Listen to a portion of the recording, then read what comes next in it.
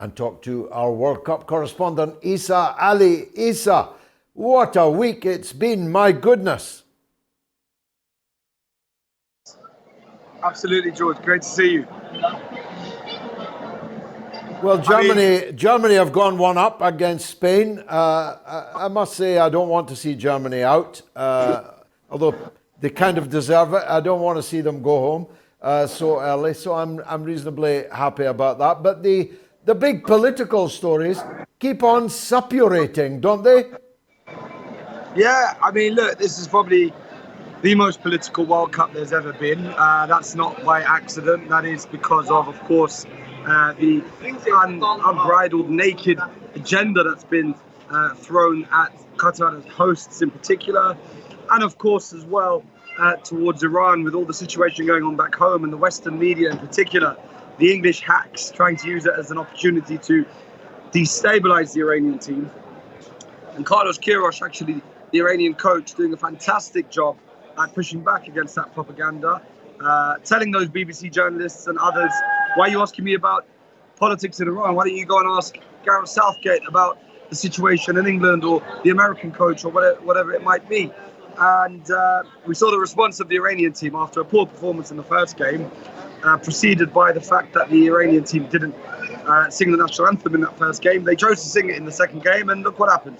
They put in a stellar performance and now have a good chance to go through and even an outside chance of winning the group. But George, one thing I do want to do is I am in Souk Waqif, which is the market, the old market here in Doha, and I want to give you a bit of a bird's eye view of the vibes tonight because, of course, as we know, Morocco with a fantastic performance against Belgium, who are one of the highest ranked teams in this competition, and it's just an endless sea of red tonight. So many Moroccans here just celebrating that victory, many of them in the stadium earlier to see that wonderful performance, and that was a performance that was celebrated by the king, the Emir of Qatar. He was in attendance and cheering. He's been cheering for all the Arab and Muslim teams. He was happy with the Saudi win over Argentina, happy and in attendance of the Iran win over Wales, and today again. And again, one thing that's been marked this whole tournament is the fact that every game you see endless Palestinian flags. Today, again, the Moroccan fans waving those Palestinian flags in the ground. And that's been going side by side with all Israeli occupation media who have been here, occupiers, influencers from the occupied territories who are here. They're not welcome. They're being shunned, turned away. People are chanting Palestine to them. It's got to the point where those journalists now have to say they're from Germany or Ecuador just to get anyone to talk to them. And even then they're quickly rumbled. And it's a key message in this. Some of the people who are giving it to those Israeli journalists are from countries whose governments have normalized relations with the Zionist entity, including Morocco, of course. So despite what the leaders might be doing in those countries, the people of those countries will never accept the existence of that occupying entity. And it's being born very clearly at this World Cup. Well, I'm glad you told us that and showed us that. It is a wondrous thing.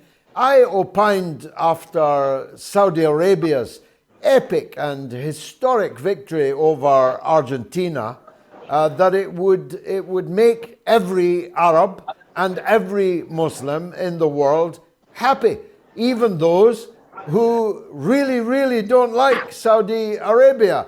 I was right about that, wasn't I? Yeah, I think to an extent, this is this entire tournament has been very key in building those bonds of brotherhood between Arab and Muslim peoples, and getting those people to realize that all these differences between us, all over the world actually, not just in the West Asia region, all of these differences are just lines on a map drawn by some colonialist or another, and that everyone is a brother to each other.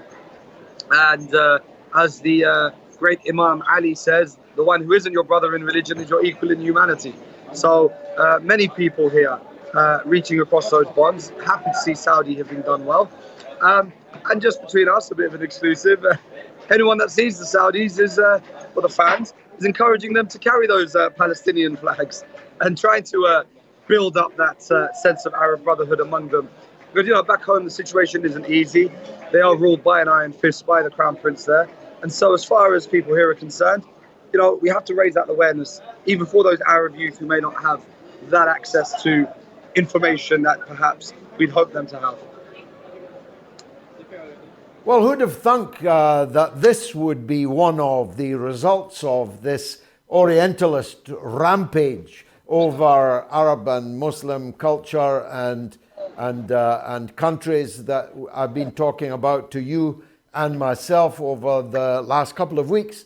Who would have thought that one of the outcomes of it would be to make the Arabs and the Muslims more united?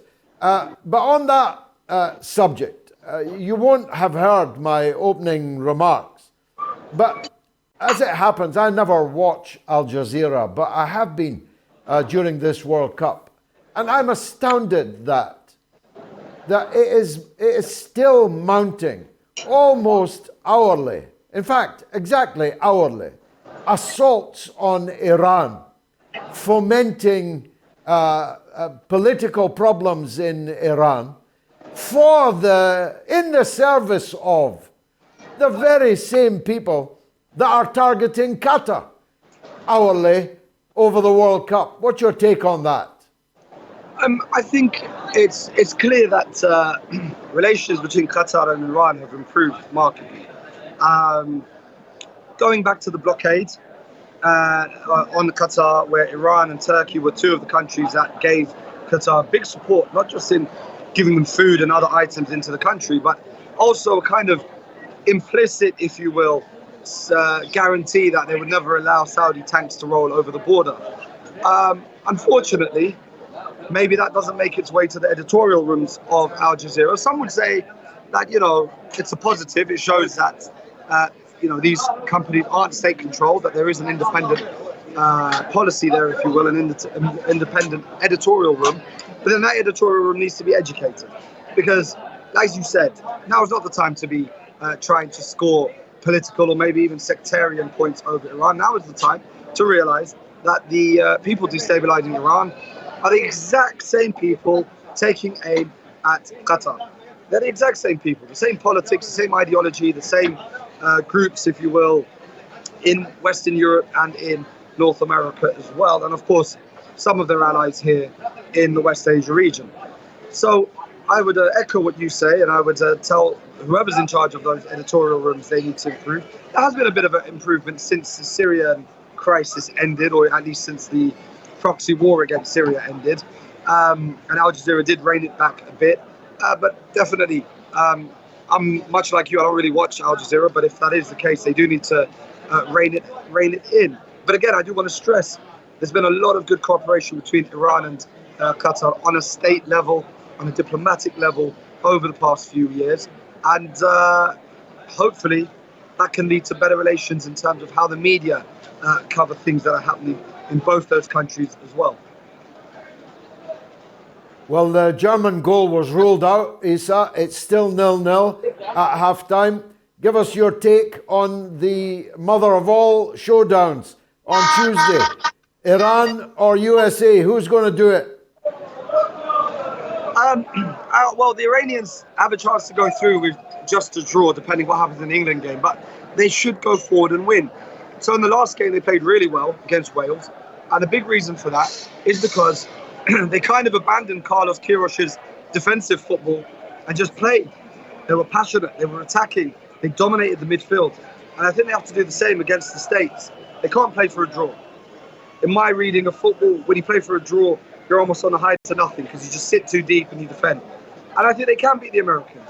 And you've seen today that story of the official American national team taking away the symbol of the name of God, Allah, in the middle of the Iranian flag, maybe as a nod to the protesters who are currently rioting and protesting against the Islamic Republic. And some social media users in Iran getting their revenge and taking the stars out of the American flag and putting that logo of God's name in the American stars and stripes. So there are lots of mind games being played, but that's just going to, up the stakes and really make the Iranians motivated. Another thing is, of course, the comments made by Jürgen Klinsmann Now, Jurgen Klinsmann, of course, was on the BBC making all kinds of outrageous Orientalist and racist comments against Iran. And again, Carlos Queiroz hitting back and demanding he resign from one of the FIFA technical committees that he's a member of because of those outrageous comments, and inviting him to come and meet the Iranian team, come to the camp, and get rid of these preconceived notions, these racist notions that unfortunately went unchallenged on the British state broadcaster just the other day. Isa Ali, enjoy it. We'll see you next week, God willing. Thank you for that live report from the World Cup in Qatar.